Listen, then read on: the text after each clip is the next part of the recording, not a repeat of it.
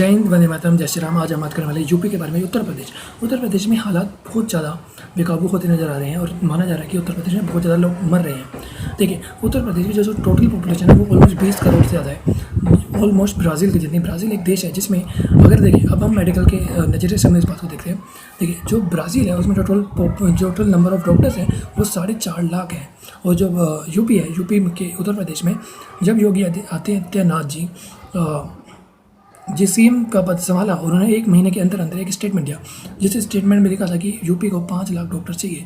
अब मुझे इसमें कन्फ्यूजन है कि हो सकता है वो कह रहे हो total number of doctors 5 lakh होने चाहिए या फिर 5 लाख डॉक्टर और चाहिए। जहाँ तक अभी तक आंकड़े हैं उस हिसाब से यूपी के अंदर 2 से 2.5 लाख डॉक्टर हैं। और अगर हम WHO की माने, WHO कहता है कि 1,000 लोगों पर 1.4 डॉक्टर्स होने चाहिए, जो कि यूपी में सबसे कम है। यूपी में 1 डॉक्टर भी नहीं है 1000 लोगों पर, और इंडिया में सबसे कम यूपी में ही है ये। इसलिए मैं बोल रहा हूँ कि, और इसलिए हम इसमें सिर्फ यूपी के योगी आदित्यनाथ जी को दोष नहीं दे सकते, क्योंकि उनको आए हुए अभी उन्होंने 5 साल भी नहीं हुआ, उनका एक कार्यकाल भी पूरा नहीं हुआ। इनसे पहले जो मायावती जी थी या फिर अखिलेश यादव जी थे, उन्होंने भी कभी इन चीज़ों पर ध्यान नहीं दिया। इसके अलावा हाँ देखिए, जो 2-2.5 लाख डॉक्टर हैं वो है ठीक है, लेकिन जो WHO की गाइडलाइंस है उसको भी फॉलो करना चाहिए और सोचना चाहिए कि हम कहाँ चूक रहे हैं। ठीक है। इसके अलावा मैं जो बात करने वाला हूँ वो ये है कि जो अखिलेश यादव जी हैं, उन्होंने लास्ट ईयर एक बयान दिया था जिसमें कहा था कि वो वैक्सीन नहीं लगवाएंगे और वो बीजेपी के बने वैक्सीन नहीं लगवाएंगे। तो इनसे पता चलता है कि उनकी जो मानसिकता है वो कितनी निम्न स्तर की है कि उनको यही नहीं पता है कि आप इस स्टेट के पूर्व सेम रह चुके हैं, और आप अगर ऐसी बात करेंगे तो लोगों पर कितना बुरा असर होता है। लोग सोचते हैं कि जो वैक्सीन है वो नहीं लगवाएं। वो अलग बात है कि आप बाद में लगवा लेते हैं, और ऐसा प्रोपोगंडा करना बहुत गलत बात है। और ये जो ऐसे ये आपकी दिखाते हैं कि आप कितने बड़े जाहिल हैं।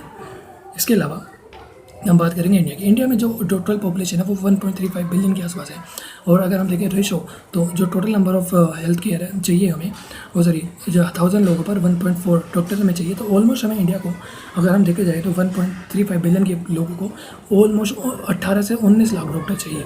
18 से 19 लाख डॉक्टर चाहिए इंडिया को। अगर देखें तो 100 करोड़ पर हमें चाहिए 15 लाख डॉक्टर, और बाकी के जो 35 करोड़ है उस पर हमें चाहिए 4 से 5 लाख डॉक्टर। तो उस हिसाब से मैं बता रहा हूँ कि 19 से 20 लाख डॉक्टर हमें चाहिए। और अभी अगर हमारे पास देखा जाए तो इंडिया के पास सिर्फ और सिर्फ 12-12.5 लाख डॉक्टर है। अगर हम अमेरिका की बात करें तो अमेरिका में 9.5 लाख के आसपास डॉक्टर हैं। यही नहीं, मैं अमेरिका की एक और बात बताऊँ, अमेरिका में हर काम करने वाला 7 में से 1 डॉक्टर इंडियन है, जो कि एक बहुत बड़ी बात है। इंडिया हर साल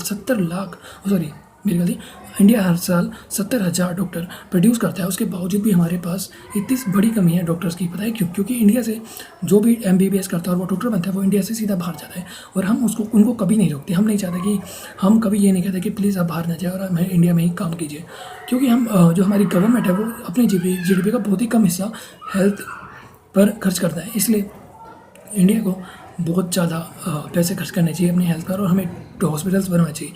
मैंने आपको लिए एक वीडियो बनाई थी कुछ दिन पहले, जिसमें मैंने देखा था कि बीजेपी ने 2014 के बाद कितने एम्स बनवाए हैं, जिसमें से 7 से 8 वो चालू भी हो चुके हैं और 14 टोटल बनने थे। ठीक है, ये एम्स में उसमें डॉक्टर्स को ट्रेनिंग भी दी जाती है, डॉक्टर बनाए भी जाते हैं, और वहाँ पर इलाज भी होता है। तो you know very well about it. Okay, अब हम बात करने वाले हैं कि इंडिया को वैक्सीन के लिए, देखिए इंडिया के पास जितनी पॉपुलेशन है उस हिसाब से देखा जाए तो इंडिया को कम से कम, देखिए, हर कुछ वैक्सीन है जिसके 2 डोज लगते हैं, कुछ वैक्सीन है जिसके 1 डोज लगते हैं। अगर हम माने 2 डोज वाली वैक्सीन के हिसाब से देखें तो इंडिया को ऑलमोस्ट 270 करोड़ जो वैक्सीन है वो चाहिए। अगर हम 1 डोज की भी बात करें तो भी हमें ऑलमोस्ट 250 करोड़ से ज़्यादा वैक्सीन लग चाहिए, क्योंकि इसका रीज़न ये है कि कई लोगों ने तो 2 डोज वाली वैक्सीन लगवाई है। इसलिए अभी तक हम इंडिया 17 से 18 करोड़ लोगों को वैक्सीन लगा चुका है, जो कि यू नो वेरी वेल कि कितने बड़ा नंबर है। लेकिन उसके बावजूद भी अभी ये हमारी टोटल पॉपुलेशन का 15% है, सिर्फ 15, मतलब 10 से 15% है। इसलिए हमें देखिए, इंडिया को रॉ मटेरियल भी चाहिए, क्योंकि जो वैक्सीन है वो ऐसी नहीं बनती है कि आपने बना दी। हमें जो रॉ मटेरियल है वो बाहर से आता है, इसलिए हम बहुत ज़्यादा निर्भर करते हैं बाहर के लोगों पर और विदेशी लोगों पर। और अमेरिका जो सबसे ज़्यादा मतलब हमें साझा करवाता है रॉ मटेरियल, उन्होंने कई बार उन्होंने हम पे बैन भी लगाया था। इसलिए मैं कह रहा हूँ कि हमें डिप्लोमेटिक तरीके से भी इस चीज़ों को देखना पड़ेगा। और इंडिया के ये जो समय है वो समय किसी पे आरोप लगाने का नहीं है, राजनीति करने का नहीं है। ये समय है लोगों को साथ मिलकर इस पैंडेमिक के खिलाफ लड़ने का, और ये जो वेपन हमारे खिलाफ यूज किया है इसके खिलाफ लड़ने का। देखिए, एक बात मैं और आपको बता देता हूँ, मैंने कई बार देखा है कि जो विधायक है, बहुत सारे विधायक हैं, चाहे वो बीजेपी को, जो किसी के भी हो, वो क्या कर रहे हैं, वो अपने पास सिलेंडर रखते हैं और वो लोगों की मदद कर रहे हैं वोट के लिए। मेरे पास समझ नहीं रही।